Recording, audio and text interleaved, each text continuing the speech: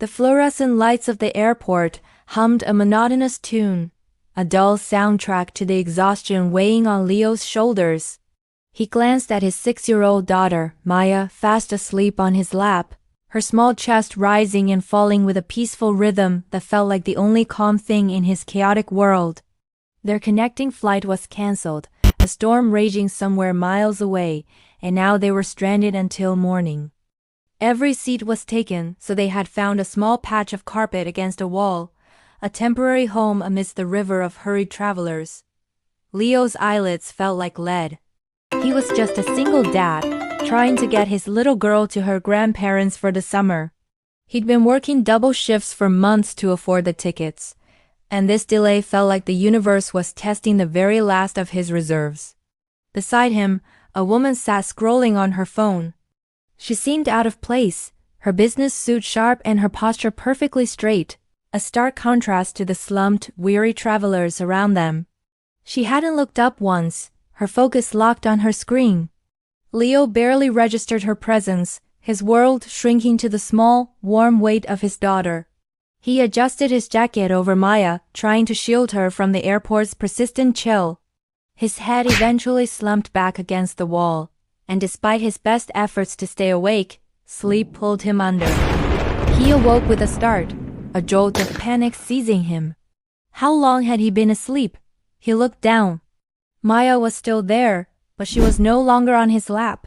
She was curled up on his jacket, a makeshift pillow under her head, and a soft cashmere scarf was draped over her like a blanket. It wasn't his scarf. His eyes darted to the woman beside him. She was no longer on her phone. She was watching them, her expression unreadable. For a moment, fear pricked at him. Had she done something? She must have seen the alarm in his eyes because she offered a small, hesitant smile. She started to shiver, the woman said softly, her voice calm and steady. I didn't want to wake you. You looked like you needed the rest. Leo stared, speechless. The scarf was expensive, he could tell. A simple act of kindness from a complete stranger. Thank you, he finally managed to whisper, his voice thick with emotion. That's incredibly kind. She simply nodded, a flicker of something unidentifiable in her eyes, before turning her attention back to the bustling terminal. They sat in a comfortable silence for a while.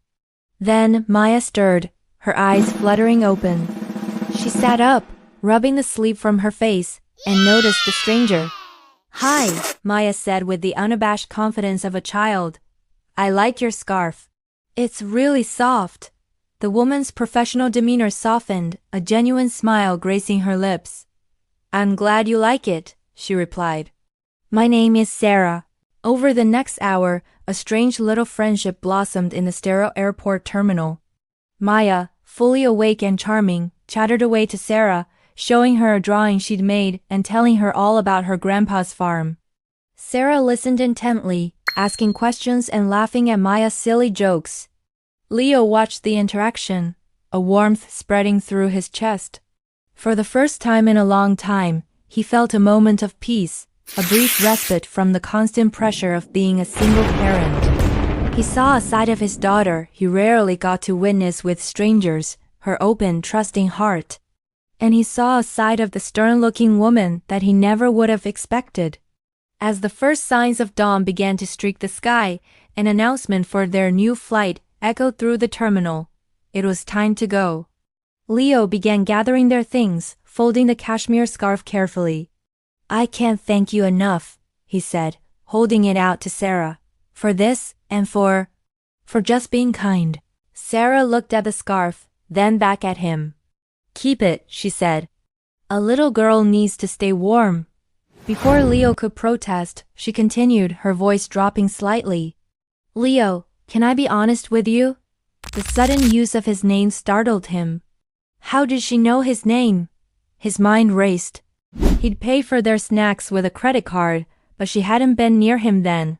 The fear from earlier returned, colder this time. Sarah must have seen the change in his expression.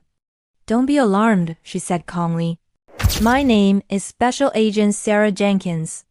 I'm with the FBI. Leo's heart hammered against his ribs. An FBI agent? Why? He clutched Maya's hand tighter. The man who was sitting across from you earlier. We've been tracking him for months. He's involved in a trafficking ring. We had intelligence he was using this airport for a handover, and your description, a tired man traveling with a young daughter, was a possible match for his contact. The world seemed to tilt on its axis. Leo looked around, his blood running cold.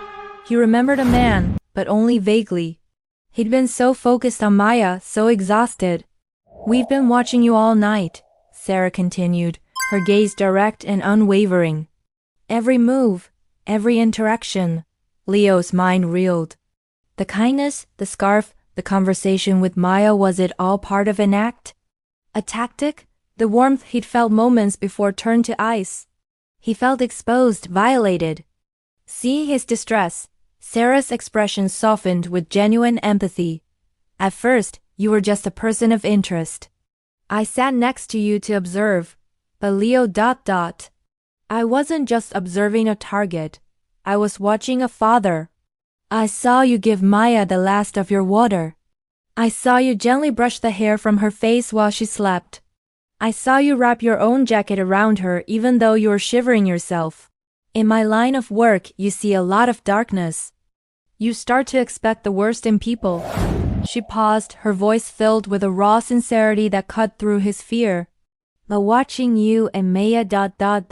it was a reminder of the good. The simple, powerful, unconditional love of a parent. She reached into her coat and pulled out a small laminated card. It was her FBI identification. The man we were watching was apprehended an hour ago. He was meeting someone else. You and your daughter were never in any danger from him. But you were in danger of making me lose my professional composure. A small wry smile touched her lips. When you fell asleep, my job was to stay detached. But when Maya started shivering, I couldn't. I just saw a little girl who was cold. So I broke protocol. For a moment, I wasn't an agent. I was just ... a person. Tears welled in Leo's eyes, a mix of relief, shock, and overwhelming gratitude. The kindness hadn't been an act. It was real. It had pushed through the hard shell of a federal agent and reached out to him and his daughter. Thank you, he said, his voice cracking. I don't know what to say. Sarah gave Maya's head a gentle pat. You don't have to say anything. Just get your daughter to her grandparents. Let her have the best summer ever. You've earned it. As Leo and Maya walked towards their gate, Maya turned and waved enthusiastically. Bye, Sarah. Thank you for the scarf.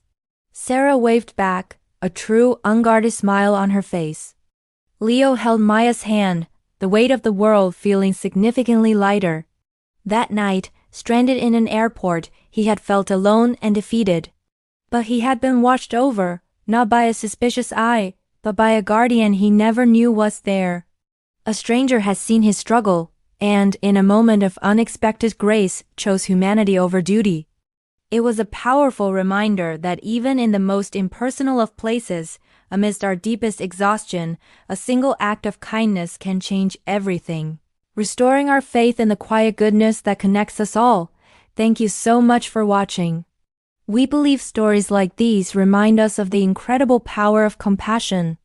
If this story touched your heart, please like, share, and subscribe to our channel for more uplifting content. Until next time, take care and look for the good in the world.